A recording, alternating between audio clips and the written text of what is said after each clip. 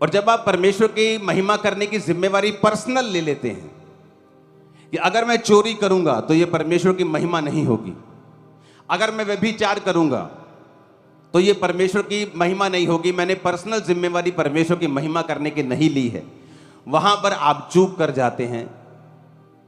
वहां पर एक आम विश्वासी की राह पर आप चले जाते हैं और परमेश्वर के खास प्रिय चुने हुए लोगों की लिस्ट में से आप कट जाते हैं। और याद रखिएगा, परमेश्वर उन्हीं बर्तनों की चिंता करता है जो आदर के होते हैं।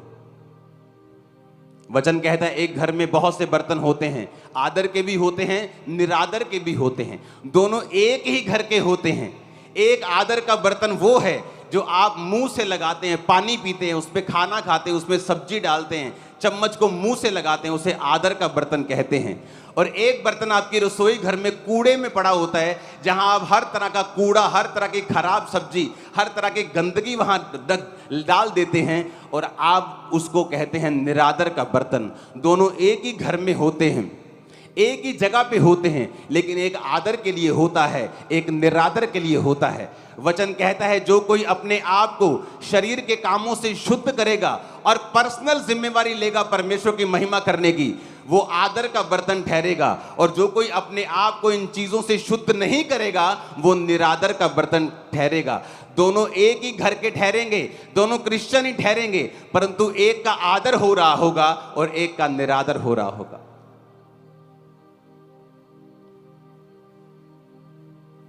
आप बॉर्न क्रिश्चियन, बहुत सी फैमिली जो पुराने समय की क्रिश्चियंस हैं, कई फैमिलीज इतनी श्रापित हैं, इतनी ज्यादा कर्स, इतनी ज्यादा बीमारियां, इतनी ज्यादा रोग, इतनी प्रॉब्लम्स हैं उनकी लाइफ में जितनी अन्य जातियों की लाइफ में भी नहीं है। क्यों? क्योंकि वचन को जानकर भी जब अनजान बन जाना, डर जाना, झुक जाना किसी के आगे, कुछ भी खा लेना, कहीं भी चले जाना क्योंकि आपका बॉस नाराज ना हो जाए,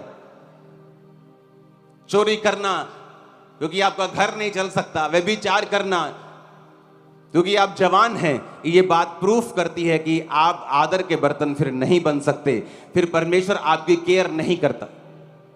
जिस गाड़ी में, जिस बाइक पे आप आए हैं, अगर वो सही चलता है तो आप उसकी सर्विस करते हैं, संभाल के रखते हैं, क्योंकि वो आपको सही समय पे सही जगह पे लेके जाता है। लेकिन जब वो खराबी करने लगे वो बिक जाता है।